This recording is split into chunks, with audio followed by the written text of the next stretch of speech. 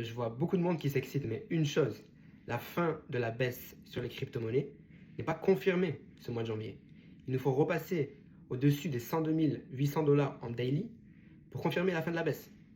Du coup, cette semaine, on est passé de 89 000 $ lundi à 100 000 $ mercredi. Ça fait une différence de 11 000 $ sur le prix du Bitcoin en l'espace de 3 jours. Donc ça reste un gros paquet de liquidités entre lundi et mercredi. Pourquoi c'est arrivé?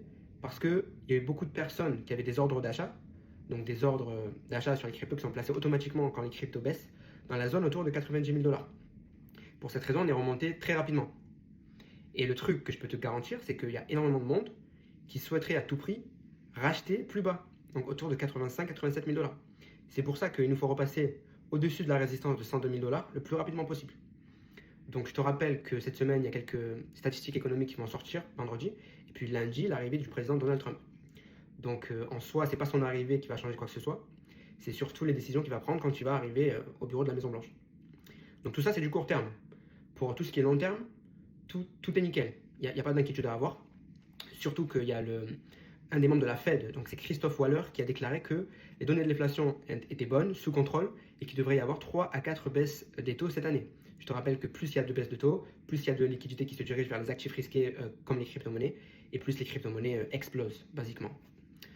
En plus de ça, il y a un pattern de la répétition des cycles dans le cycle 2021, donc le dernier cycle, qui ressemble exactement à la situation actuelle sur le mois de janvier.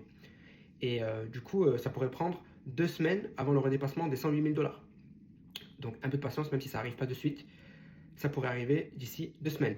Et ce qu'il faut que tu saches, une autre info, c'est qu'il y a la sénatrice pro-crypto, donc Cynthia Lummis, qui a fait un courrier en défendant les bitcoins qui devaient être vendus par les USA, donc dans l'affaire de Silk Road. C'est les bitcoins qui ont été saisis. Elle dit que ça serait une grosse perte pour les États-Unis, en gros, de vendre ces bitcoins, ça représenterait une perte de plusieurs milliards de dollars. Et c'est pour ça qu'elle essaie de les convaincre. En tout cas, c'est une bonne initiative de sa part. Et Donald Trump n'est même pas encore arrivé au bureau. Et c'est lui qui l'a nommée donc, en tant que sénatrice. Ce qu'il faut que tu saches, du coup, c'est qu'on va rester branché par rapport à la semaine prochaine. Donald Trump qui va arriver au pouvoir lundi. Ça pourrait être une journée exceptionnelle. Pour l'instant, on ne sait pas du tout ce qu'il va faire. Je te l'ai dit, ce n'est pas le fait qu'il arrive au bureau que les cryptos vont monter. Mais il faut absolument qu'il prenne des décisions positives vis-à-vis des crypto-monnaies. Donc on va suivre ça de près, bien sûr. De mon côté, j'ai un Telegram gratuit où je partage encore plus d'informations et je peux t'aider à réussir et maximiser tes gains dans ce bull market crypto de façon gratuite. Le lien se trouve dans ma bio, je te recommande de cliquer et je te dis à bientôt.